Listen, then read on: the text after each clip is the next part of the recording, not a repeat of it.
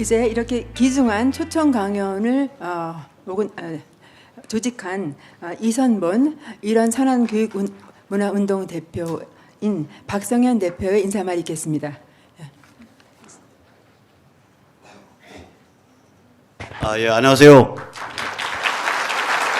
이게 오퍼레이션 휴머니티. 예, 감사합니다. Matthew, I coined the word. If there is a contingency to free, liberate North Korea someday, the name for the military operation should be Operation Humanity. 예, 그러니까 미국에 대해서 이제 저거를 시작한다면, 만약에 그런 경우의 수가 벌어진다면 그런 군사작전의 이름은 인류가 돼야 됩니다. 그런 얘기였습니다. 제가 어디서 한번 얘기를 했더니 저걸 들어주셨어요, 우리 팬들이. 제가 이제 아마 오늘부터 이게 소문에 의하면 한국에 급파되어서 심각한 공작을 일삼고 있는 트럼프 간첩으로 낙인이 찍힐 것 같습니다. 그 점에 대해서 뭐 인생이 좀 허망하긴 하지만 큰 불만은 없습니다. 아시다시피 지금 우리나라의 국내의 그 싸움이라는 게 그냥 단순히 국내의 싸움이 아니고 이제 휴전선, 그러니까 분단 구조, 또 그 뒤에 버티고 있는 이제 전체주의 반동으로 치닫고 있는 중국 공산당, 중국 인민해방군 체제, 또 그것과 맞겨루고 있는 미국, 이런 세계와 직결되어 있는 그런 싸움을 하고 있기 때문에 우리야말로 대한민국에서 가장 정치 교양 수준이 높고, 우리야말로 대한민국에서 가장 그 인류 보편의 차원의 관점을 가지지 않으면 이 싸움을 이해할 수도 없고 또한 이길 수도 없습니다. 그런 의미에서 오늘 이제 매튜 머워스 씨를 불렀는데요. 이분은 이제 사실 보면 뭐 저도 가방끈이 길지 않아서 제가 굉장히 반갑더라고요. 제가 학사에 지나지 않거든요. 근데 이분도 학사에 지나질 않아요. 근데 이제 저분은 저보다 좀 평탄한 인생을 잘 살으셨어요. 저는 저 나이 때 국가범법방어단체 4번 걸려서 되게 고생했었는데 그래서 이미 인생이 거의 반쯤 망가진 상태인데, 저분은 21~서너 무렵부터 정치 일선에서 선거 전문가로 사셨어요. 정치학과, 라커스 대학 정치학과 나오셔서 그러니까 선거 전문가로 살아서 계속해서 그 길로만 갔으면 아마 그냥 선거공학 혹은 선거 전문가로 끝났을 텐데, 이 양반이 죄송합니다, 좀 과격하게 표현해서 빠릿빠릿하고 말귀 잘 알아듣고 정열적이니까 트럼프 같은 그런 노회한 나이들은, 오나들은 이런 젊은이들을 좋아하거든요. 그러니까 이 양반을 제가 보기에는 그 PC 리버럴들이 장악해온 수십 년 동안 국무성의 리에송 오피서로 보낸 것 같아요. 연락장교로. 그래서 그 국무성 PC 좌파 거대 관료 조직을 대충 고쳐서 쓸만하게 되게까지의 그 장관 2번이나 바뀌고, 한 번 바뀌고, 여러 가지 그런 그 엎치락뒤치락 했고, 드디어 동아태 담당 차관보에 세상에 그런 일이 이때까지 한 번도 없었는데, 미군 정보 전문가 데이비드 슈텔렛 같은 사람까지 박아놓을 수 있고, 이런 구도가 형성되기까지 결정적인 역할을 했다고 저희는 추정을 합니다. 본인은 그런 말을 할 수도 없죠. 그래서 이제 저분이 겉으로는 이제 지난 4월에 그만두고 트럼프 민간인으로서 트럼프 재선 선거 캠프 구성과 운영에 깊게 관계하고 있어요. 그러니까 겉으로는 민간인이에요. 그래서 무슨 말인지 다 알 수 있을 것 같아요. 근데 죄송하지만 저분은 스티브 배넌이 아닙니다. 스티브 배넌은 집안에서 할 말과 집 밖에서 할 말을 구별을 안 해요. 제가 그런 것 같다 그랬더니 어젯밤에 매튜 모어스한테, 야, 배넌 그 친구는 집 안에서 할 말과 집 밖에서 할 말을 구별 안 해가지고 막 해줘서 우리가 참 미국 속내를 이해하기가 너무 좋아. 그랬더니 매튜 모어스가 막 웃더라고요.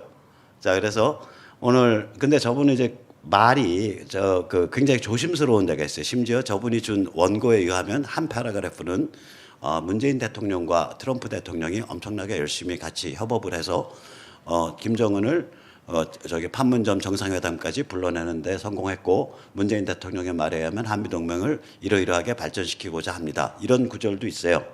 그러니까 우리는 잘못 들으면 굉장히 두드러기 나는 구절인데 공인으로서의 캐머플러지라고 애교 있게 봐주시고 오늘 저 행간을 좀 주의 깊게 들어보세요. 그리고 저 사람의 말 중에 되게 뭐에 이렇게 초점이 맞춰져 있나 한번 주의 깊게 들어보시면 그렇게까지 쓸모없는 시간은 아닐 것이라고 생각이 됩니다. 자, 마지막으로 우리 박 교수님께 제가 1분만 시간을 부탁해요. 말을 조심하느라고 원고 자체가 영어가 굉장히 간접적으로 꼬여 있는 부분들이 있어서 트랜슬레이션이 실패를 했어요. 그래서 제가 저 꼴방에 올라가서 트랜슬레이션을 할 수밖에 없기 때문에 제가 튀어 올라가는 시간 1분을 벌어주십시오. 자, 그럼 조금 이따가 시작하겠습니다.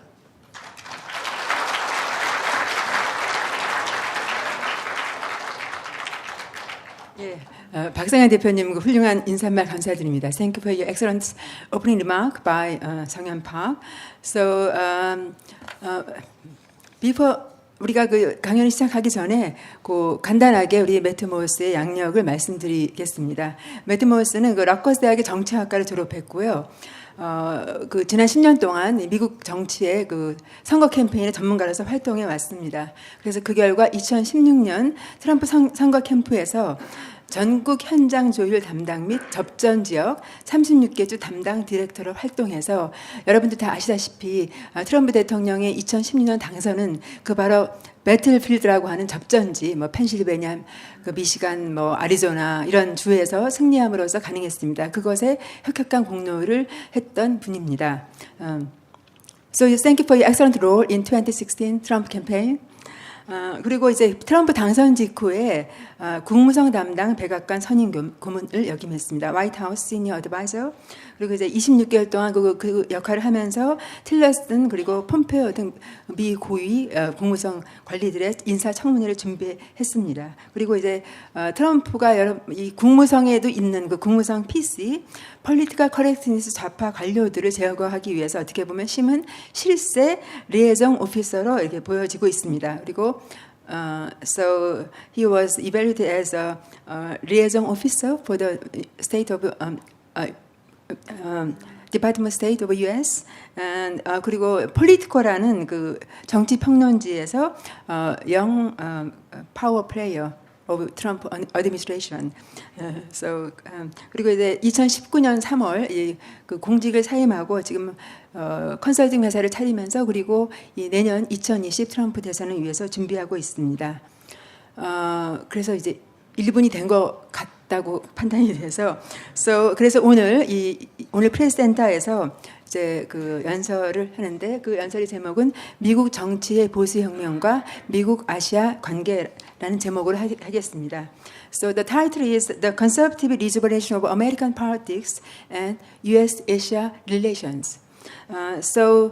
우리가 큰 박수로 이 매트 모어스를 환영했습니다. So make a big hand of applause for Matt Mowers.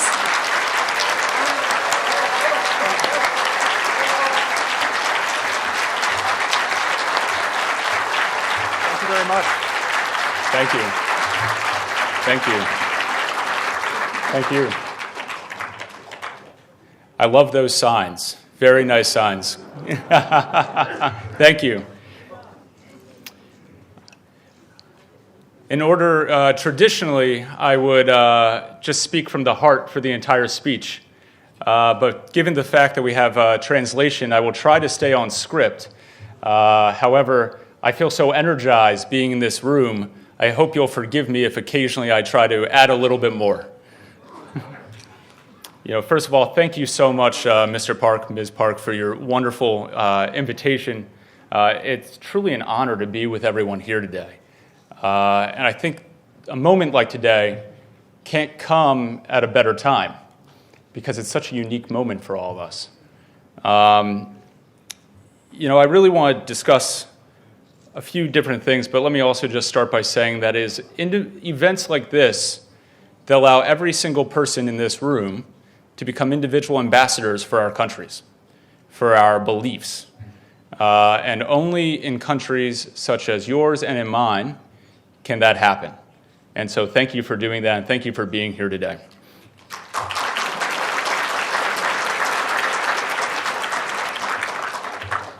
There's just three key observations I'd like to truly talk about today, and then we'll have a lot of time for question and answer where we can discuss anything you'd like. And I'm happy to take any and all questions. I don't promise to always give you any and all answers, but I will take any questions.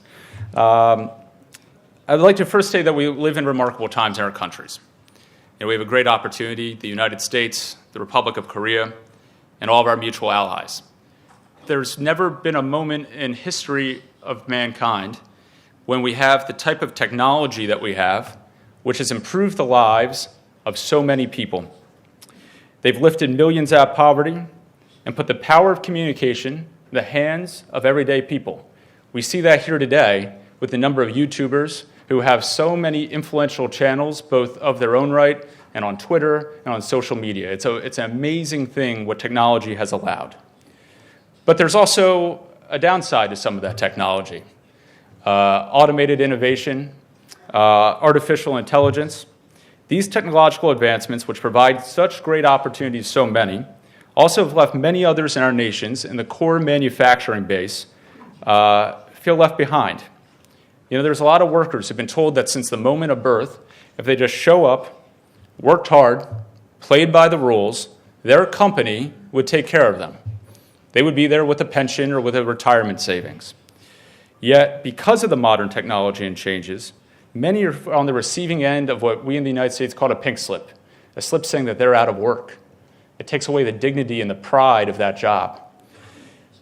What you find often is that many assembly lines, especially in the United States and in many developed nations, are shuttered. You find that places that were once thriving, communities that were once thriving, have lost a lot of hope. And so with that in mind, we're going to discuss the issue of international trade and how America's current approach is largely driven by both the economic realities, but also the impact on communities and people and the political impact of that as well. The second thing I'd like to discuss is that right now there is a global competition between capitalism, as supported by Republic of Korea and the United States, and those of state-supported economies such as China, with an extension of a divide between liberalization of government, liberal democracies, free speech, freedom of religion, that the Republic of Korea and the United States stands for, versus countries like China. From this, we're going to discuss America's efforts to ensure that nations are driven by self-determination and rule, democratic principles, and open, free market economy. And this conversation, of course, will be mostly directed in the role that China plays in this competition, both in this region but also globally. And given some personal experiences, we'll especially discuss the role China has played in sub-Saharan Africa. And then the third and, to some degree, final part of my formal remarks, we'll discuss our collective security agreements, which have been the bedrock of security in the 20th century and have been challenged by both allies and adversaries alike. Leaders and people are questioning the usefulness of these agreements in the new era. But these conversations are not all negative. They're also positive. They allow us to address and modernize these agreements to approach 21st century challenges from security perspective. So I'd like to discuss how multilateral efforts have been key towards containing the threat of a nuclear DPRK, as well as how multilateral security agreements such as NATO in Western Europe and Eastern Europe have been improved to address modern-day threats. And so I'd like to paint a little picture about how we are where we are. And I think a really important day of that was the evening of November 6th, 2016. It was on that evening that I was standing on the 5th floor, and then later a lot of us moved up to the 14th floor of Trump Tower in Manhattan, New York City. It was right on 5th Avenue in Manhattan, and we were just feet away from where the studios were, where then Donald Trump had the top-running show in the United States for years called The Apprentice. It was the #1 show for many years and been taped right there. It also served as the campaign headquarters for his presidential election.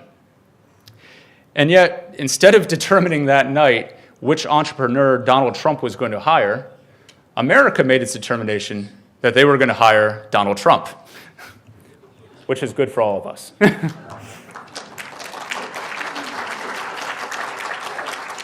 So this comes from a number of factors. How did we get there on that night in 2016?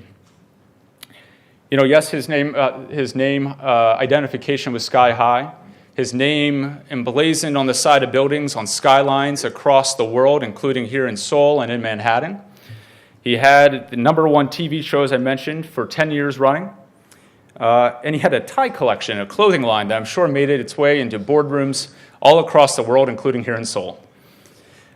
But as much as his celebrity status and his business status made him such an important character and gave an ability for him to win that election, it was something more than that.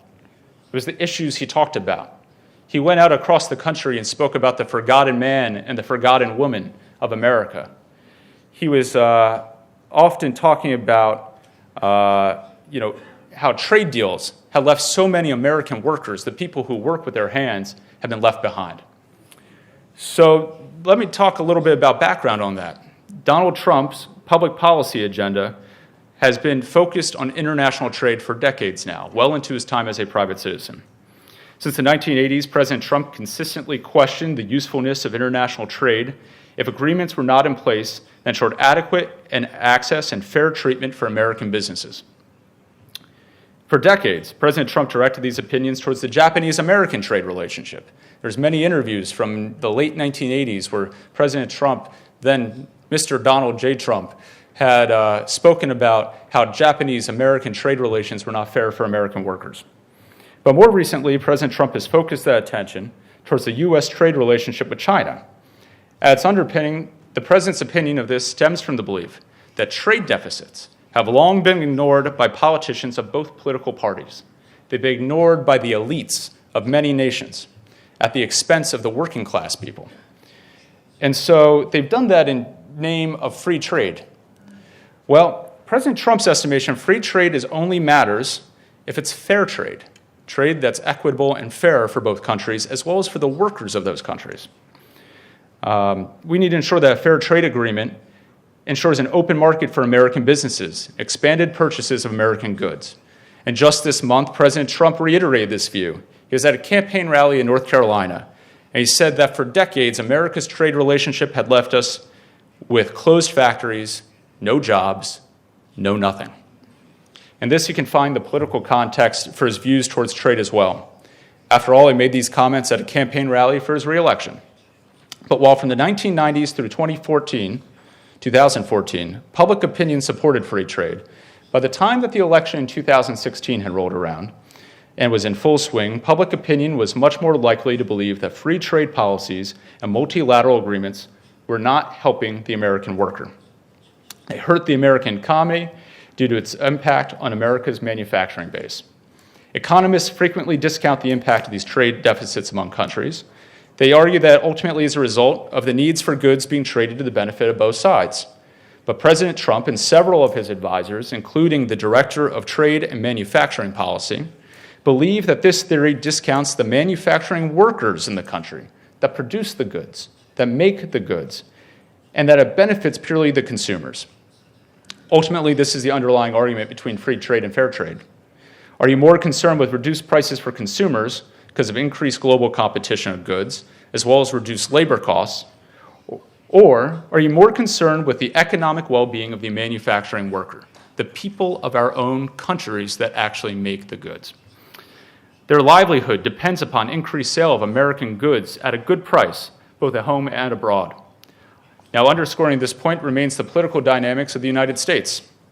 I'll provide a little more political background because I'm not sure how familiar everyone here is with how American electoral politics comes about. In the United States, unlike most countries, you don't have a single popular vote.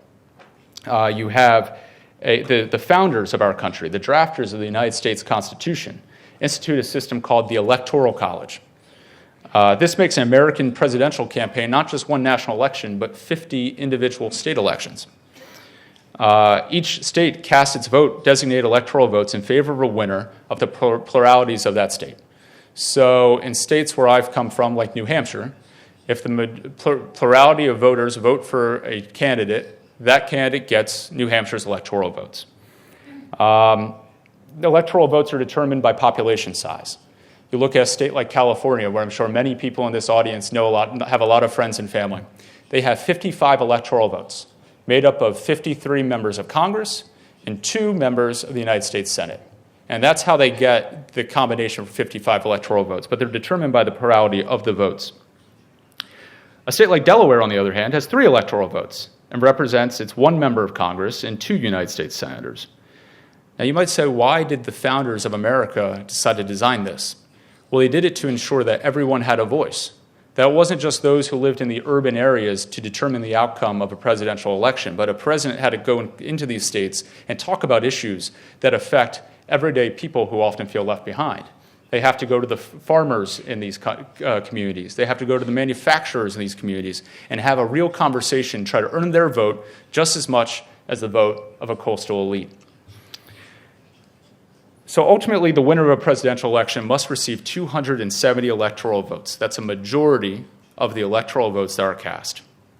Now, because of political partisanship in the United States between Republicans and Democrats, the 2 major parties in the United States, you have strong Republicans and strong Democratic states.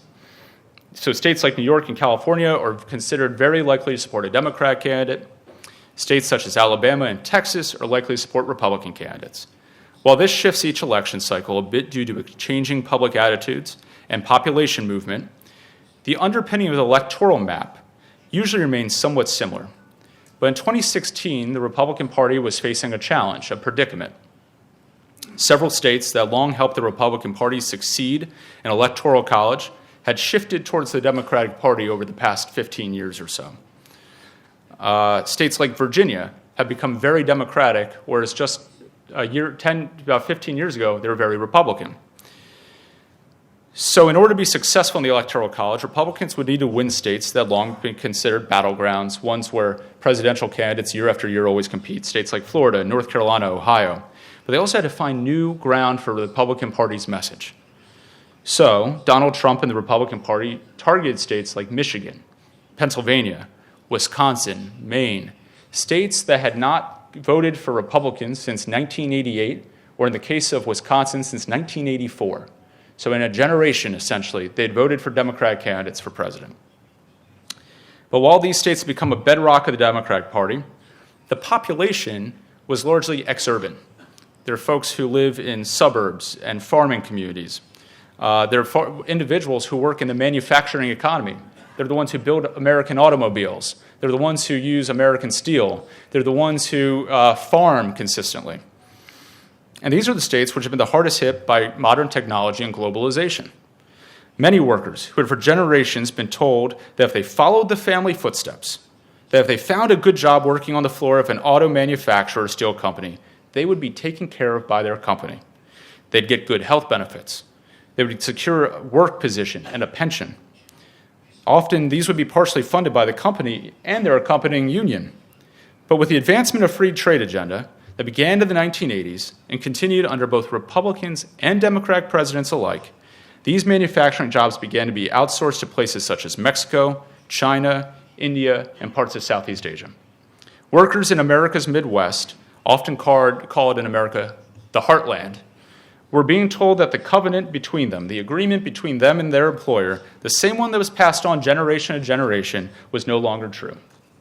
This led many workers in the states I just mentioned earlier, feeling disillusioned by their politicians, betrayed by their politicians, forgotten by the elites, that would make them disaffected from the political process. Many had given up hope that a political leader would come along and speak to them in their problems, their concerns, given that the leaders of both parties, Republican and Democrat, often ignored them for decades. But by speaking directly to the manufacturing economy, by speaking directly to these people without the prism of the mainstream media, but directly to the people, making a centerpiece of his campaign the trade negotiations to both renegotiate trade deals such as NAFTA, the Korean-U.S.-American trade deal, Trans-Pacific Partnership, and negotiate new trade deals, Donald Trump gave hope to these voters. In many cases, voters who had not participated in the electoral process for decades showed up and voted with enthusiasm since they finally had a candidate for president speaking for them, and I had the chance to meet many of these voters personally. On the president's campaign, I worked with many states, nearly every state, but I was particularly focused on states like Michigan, states like New Hampshire and Maine. It was towards the end of the election when we sensed an opportunity to secure Mr. Trump's victory in these locations. Voters who had been laid off for years, whose former employer no longer had a manufacturing plant with even a 5-hour plane ride to them, would come up to me and say that they had never heard a political candidate in their lifetime. Look out for them.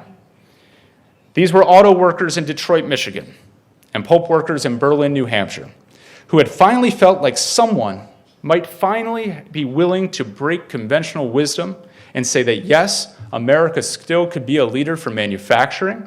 Yes, they could bring factories that have been shuttered for decades back. Yes, there could be good-paying jobs that gave them the dignity of work, that allowed them to provide food and housing and education for themselves and also their families. And that while some of this is anecdotal, the statistics make this impact clear as well. If you go back to 1990 in the state of Michigan I just talked about, they had over 800,000 manufacturing jobs. In 2016, that was decreased to 600,000 manufacturing jobs. So on election night, like I mentioned earlier, Mr. Trump was waiting in a room full of campaign staff and a few outside supporters. We were all standing there with our eyes glued towards the televisions. I was in between that room and a room with some smaller staff where we were trying to calculate all of the election results coming in from key swing states like Florida and North Carolina, the ones that were earlier in the night because polls closed earlier. We had these enlarged electronic maps on the wall. We could tabulate the electoral votes in each key battleground state at the most local level. But while Florida had been focused on early on, our attention then turned to the Midwest, the heartland, as I was saying. And we had hoped, and eventually would expect, that one by one, as the states came in, showing that the voters I just talked about, the ones who use their hands to create the goods we all use, as we say they are in the United States, they're the ones who shower after work, not before work, because they have the dirt on their hands. Those people had come out in force in support of the election of Donald J. Trump to be President of the United States. Absolutely. We can all applaud that, right?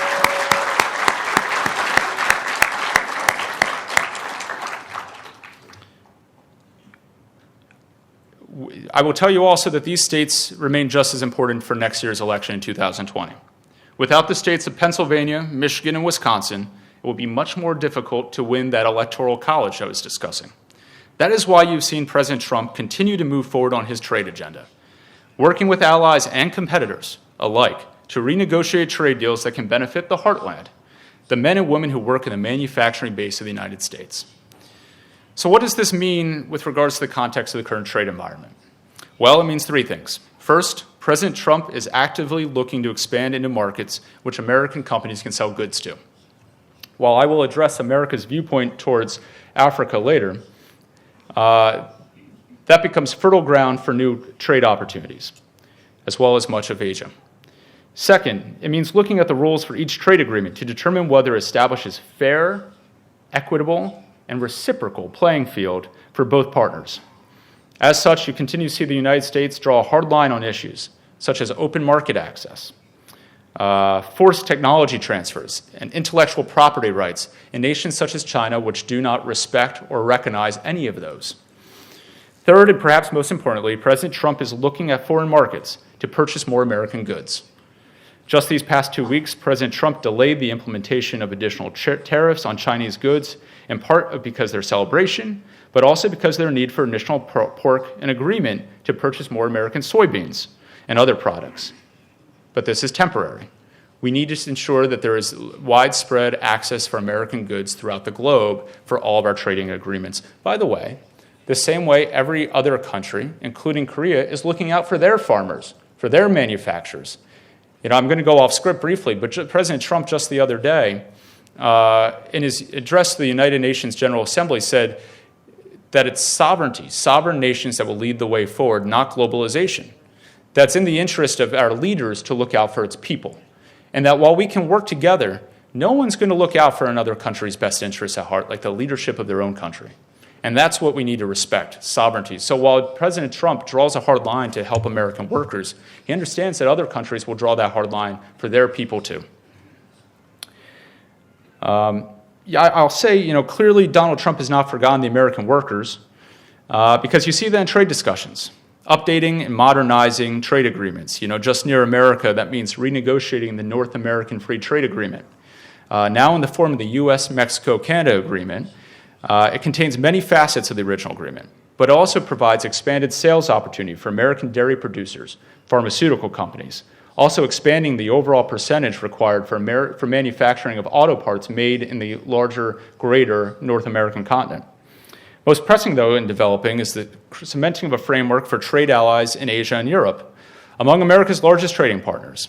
Such action has been taken regarding improvement of trade relations between the United States and Korea. After the 2012 Korean-U.S. agreement went into effect, the United States trade deficit increased by 75%. In order to improve this, Donald Trump made renegotiating that agreement a cornerstone of his trade policy.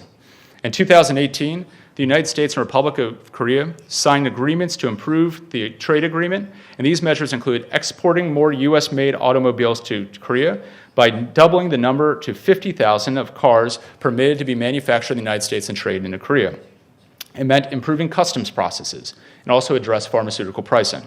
These are efforts that will result in more reciprocal trade relationship that will ultimately help both countries. Now, regarding the ongoing trade negotiations with China, as you know, China has now been believed, I'll say believed, we all know this though, to manipulate its currency with opaque procedures that benefits its industries. The government of China is strongly believed to back its private industries that include technology giants such as Huawei. They're often used as state-sponsored spying activities. In fact, just several weeks ago, the Wall Street Journal reported that several countries in Africa were working with Huawei to spy on its own citizens. That's commercialized spying at this point on behalf of the Chinese. You add in that the market in China is inhospitable to foreign investment, a lack of respect for intellectual property rights, and forced technology transfers. And you have a combination of a centralized, state-sponsored economy that is not competing on the same playing field as true free market economies such as Korea and the United States. While both Republicans and Democrats have run administrations in America which for decades have allowed China to get away with these unfair trade practices, I would call it highway robbery, putting a sense of false harmony, above the benefits of America's workers and, candidly, the workers of so many, Donald Trump is determined to make tough decisions to ensure that China becomes a good faith actor in the international marketplace. The Chinese have been betting for quite some time that they could present a deal that is nothing more than what I would call window dressing, something that gave false hope, something that allows for a press release to give to the New York Times. But it would gauze over the underlying issues of their closed market system. But while both sides would like to make a deal, I'll remind them that Donald Trump will not accept a fake deal. He will not accept a deal which does not look out for the interests of America and its allies around the world.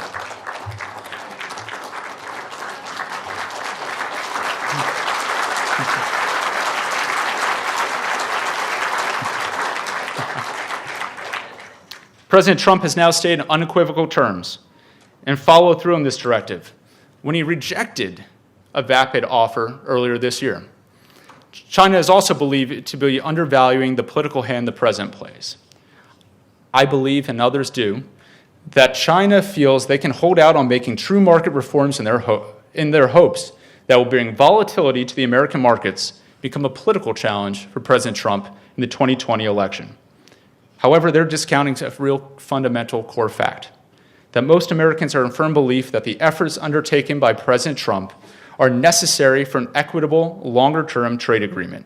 They also have more faith in their president, Donald Trump, than they do in the Chinese government.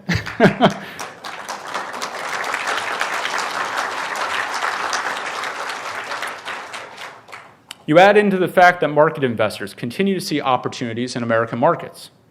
And while it's been a bit of a roller coaster this past year, no doubt, the Dow Jones and NASDAQ continue to reach historic heights.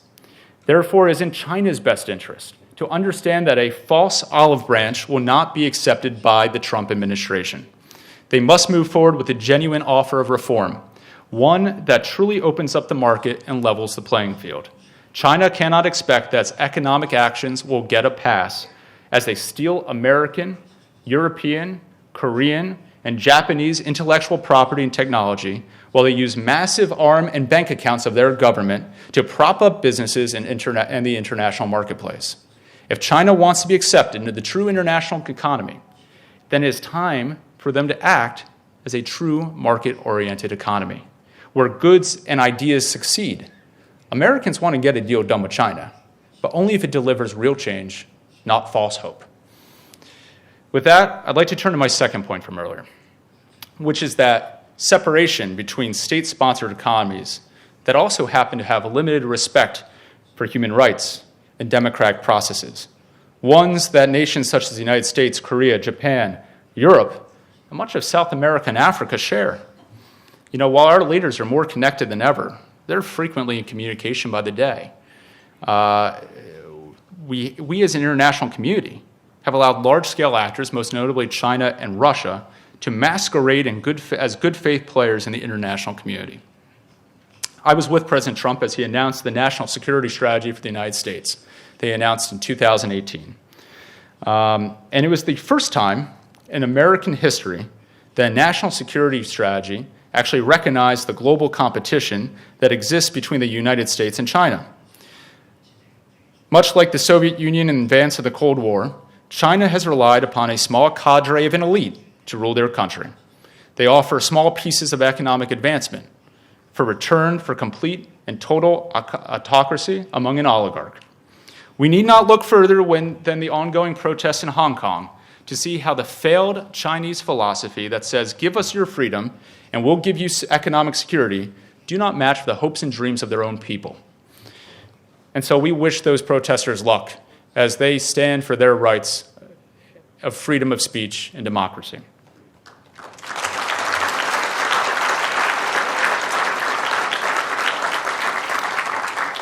You know, it doesn't have to be this way. It doesn't. You know, Richard Nixon in 1972 visited China for the first time. First time an American president did that. America sought to open the door for unprecedented success for the people of China. The theory at the time was that if somehow we could bring elements of a free market economy into China, that maybe ultimately democratic principles would follow. Some politicians went to say that if only we can sell McDonald's cheeseburgers in China, pretty soon they'll have a right to vote.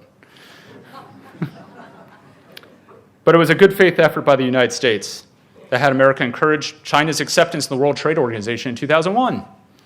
Again, believing that giving a seat to China at the table of open economies would encourage a responsive and appropriate behavior.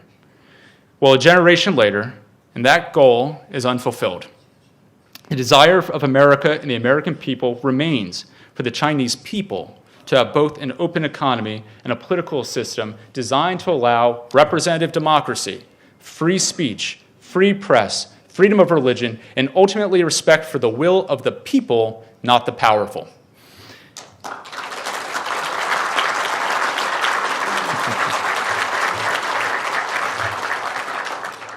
You'll note that I used the word freedom quite a bit there. That's because ultimately that's the underpinning of America's desires, and I believe the desires of everyone in this room for all people around the globe. Freedom. It doesn't necessarily mean that everyone has to act like America or mimic everything that we do, but it's for each people to have the freedom to determine their own destiny. That's what we're seeking. The government of China is currently on a dangerous path, one that restricts free speech of its own people. In fact, China has now built an aggressive surveillance state. They're backing private companies such as Huawei, like I mentioned, to help monitor the movement and speech of their own citizens. It's embodied the Chinese to develop a social credit score, where they get to determine who has value. It's not up to God and it's not up to others, it's up to the government, is what they say. The Chinese government has also cracked down on religious freedom. They've imprisoned approximately 1 million Muslims and held them in camps for indeterminate periods of time. The Chinese ruling class has cracked down on Tibetan monks who continue to light themselves on fire as an expression of protest, believing that if they are going to have their rights as a human being taken away, then they themselves will take away their own life instead, because that's more important. The Chinese government doesn't even allow for the Catholic Church to determine who its own bishops will be, deciding that they, the government, had a better idea than any one person's faith. However, the true challenge lies not just in China's abject rejection of consideration of the free will of its own people, they're now determined more than ever in expanding their conquest for influence around the world. This has been done in part through the One Belt, One Road initiative. They've offered predatory loans to developing countries, with payment terms often unable to be met. Once the terms cannot be paid back, Chinese companies, with the backing of their government and its capital, places to take ownership of those entities in these nations, everything from electric grids to mining. Even worse, these projects are not even completed with local labor. It's frequently reported that Chinese government and companies ship in prisoners from China to help build the infrastructure in these developing countries. When the project is finished, they rarely bring these prisoners home. They often leave them in their new country. This is a form of modern-day colonialism, and that's not my words. That's the words of leadership among leaders in Africa and what they've explained to me. Modern-day colonialism. They lure countries in the need of too-good-to-be-true loans that cannot be repaid. They then take over sectors of the economy in these nations. They ship their own prisoners in to colonize. I saw some of these efforts firsthand during my time at the State Department. I traveled hundreds of thousands of miles in that role and saw firsthand the impact of China's efforts, particularly in sub-Saharan Africa. One doesn't need to go far beyond the airport. In particular, I remember getting off the plane in Lusaka, Zambia. After entering into that hot and humid weather and getting off the plane on the tarmac, I looked up, and on the billboard it said, "The Bank of China welcomes you to Zambia." Some welcoming committee. This example also played out much closer to you here in Sri Lanka. Just not very far away in Sri Lanka, Chinese state companies helped build a port, again with predatory loans and terms that could not likely result in repayment. When Sri Lanka could not make the required payments, China forced their hand and took over the port, which they then subsequently established into a military base for China's Navy. Even completed work is questionable at best. I don't forget there's a notable moment in advance of Kenya's elections in 2018. Just weeks before the election, the incumbent president, President Kenyatta, stood in front of a bridge built by a Chinese company, and they had a symbolic ribbon cutting. It wasn't any more than 2 weeks after that bridge was built and declared open for use with the ribbon cutting and all that it collapsed. That's some metaphor for working with the Chinese. Now, I want to compare those efforts to that of the United States.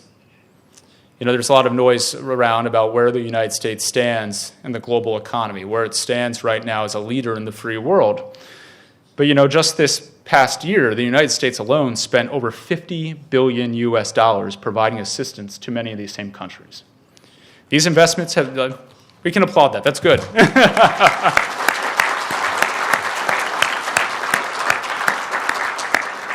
By the way, the American people are happy to do it. They're happy to do it. They're happy to be generous people to the world.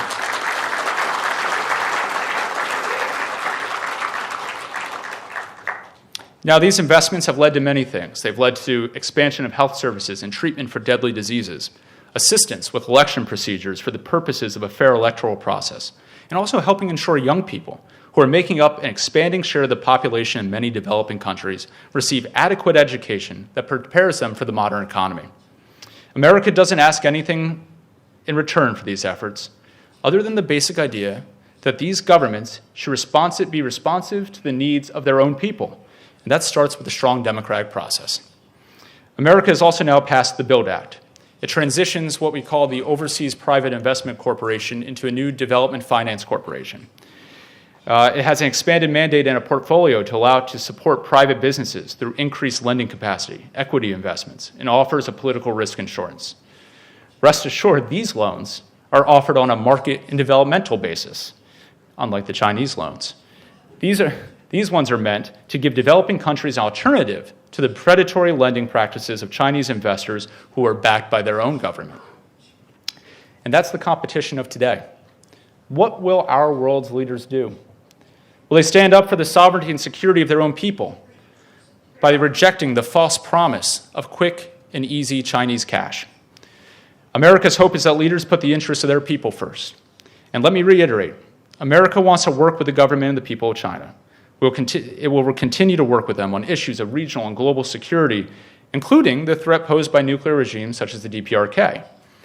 But we expect that China will begin acting like the world leader they seek to be, through respect and the will of its people.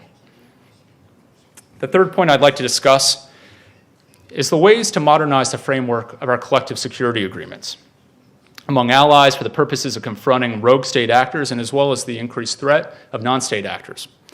Early in the administration, we saw these efforts all too well. I was in the room with then Secretary of State Rex Tillerson within hours after we learned that the DPRK sent off its first missile over Japan in the era of the new Trump administration. We also recognized that was an early test for our new administration.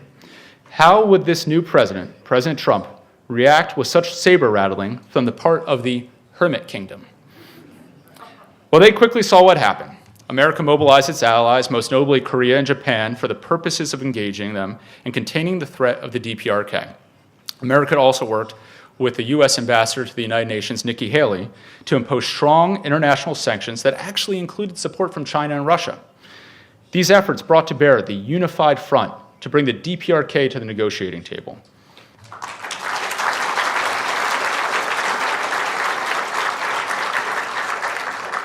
I'll also note that I'm going to go a little bit off script again, that this reminds me of another American president, President Reagan, who said peace through strength, which means that our allies must stay unified in its strength in order to bring about peace and not the other way around.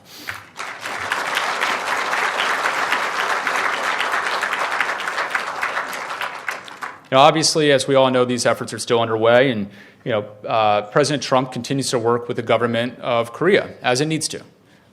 In fact, he was with President Moon just this week, where they discussed ongoing discussions with DPRK. And as you know, they actually visited the DMZ. And I give President Moon credit for saying this. He did say, when he talked about the collective security of the people of Korea, he said that the security of the Republic of Korea and U.S. alliance has become a comprehensive strategic alliance that strengthens cooperation in not only security, but also economic, regional, and global issues.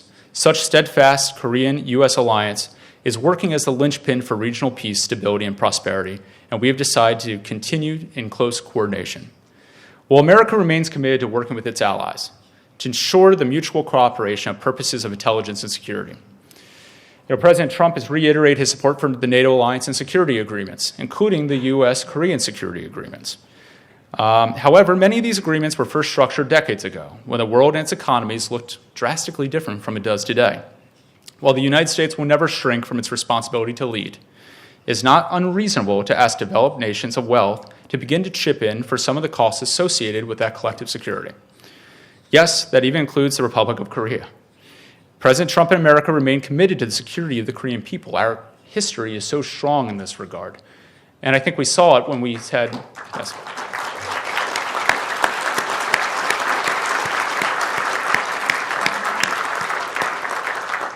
I have to say I was so touched personally when we had the silent prayer that I think underscored the relationship between Korea and the United States and the shared history that we all have. So thank you for that.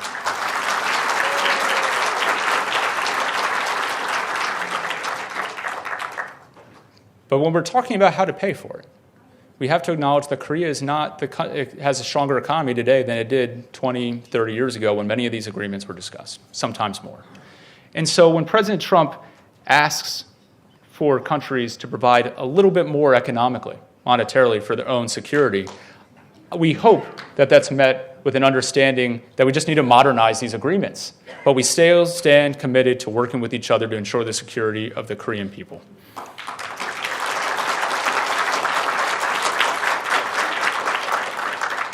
And this ask has been made of many other allies as well. Germany, France, many developed nations of Europe, which have great capacity to contribute more to their own security. And you've seen President Trump ask NATO members to commit their 2% share of GDP on security spending to support the collective defense of Europe. We need this in order to truly tackle and confront the security challenges in each region. So I want to make a brief touch point on the 2020 election as well, because I'm sure everyone here is wondering what is happening in the United States. At the moment, President Trump remains in a strong standing, and there's a large field of candidates in the Democratic Party running right now. They're seeking to be the nominee to face off against the president.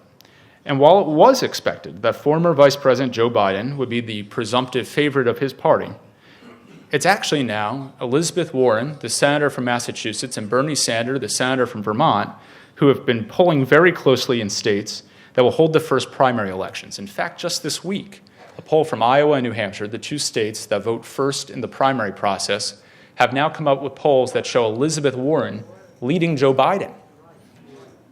By the way, this whole discussion about the elites versus the people are happening on both sides of the aisle in America, because both parties feel like the elites have forgotten them, the powerful have forgotten them. And that's why you saw President Trump win, and I think that's why you're seeing so much unease in the Democratic primary right now.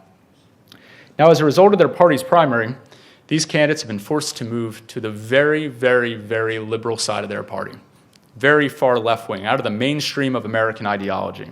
They've staked out extreme political positions that are out of step with the average American person. And it's expected that because of this, they will not be able to win next year's election. I also have to note that President Trump's trade policies have become so universally agreed to in key battleground states that the Democratic candidates for president are now agreeing with President Trump.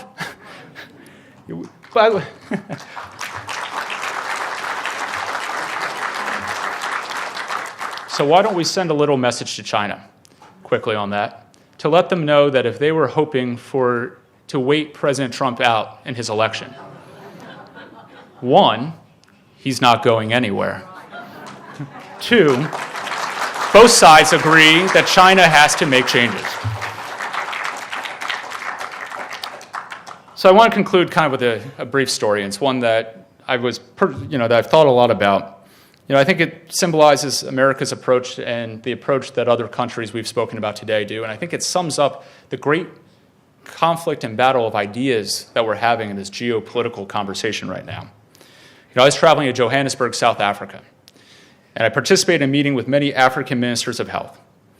While I was in the car there, I saw a sign on an empty lot that said, "Paid for by the People's Republic of China." So I asked my driver, I said, "What are the Chinese planning to build there?" He then replied, he says, "I wouldn't know." He said, "They came in with all this money. They bought up the property and put up the sign. But that was 5 years ago." I found that interesting, because I didn't really think about it too much at the time. It was kind of interesting, but I go to these meetings later with the African ministries of health, and a gentleman from the health ministry of Botswana stands up. And his words have been etched in my memory ever since. He went on to describe the status of his country and how its people at the height of the HIV/AIDS epidemic in the early 2000s. He said those days in Botswana, they had a saying that Saturdays are for funerals, because everyone knew someone that time who was passing away from HIV/AIDS. It's a terribly sad thing to say. But then he said, because of what the American people have done, because America now still commits over $6 billion a year to confronting and combating HIV/AIDS around the world, most notably in sub-Saharan Africa. He said,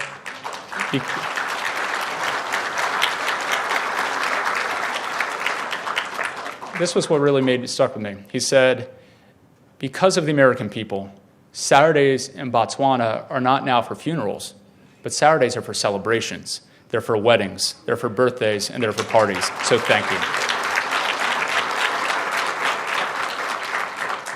As an American, it made me immensely proud of that moment. It made me remember what the true context was and the difference was between the way America approaches the world and the way places like China does. I think that symbolizes a lot of the difference, right? And for China, it's an empty parking lot. For America, it's saving millions of lives.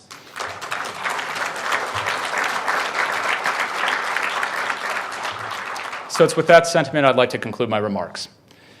On one final note, just to remind you that America remains committed to being a leader in this world, but we can't do it alone.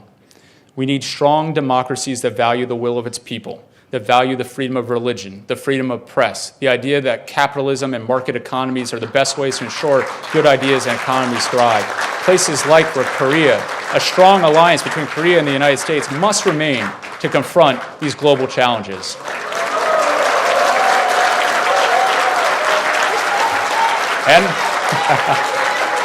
And of course, with the continued leadership of President Donald J. Trump. So thank you very much.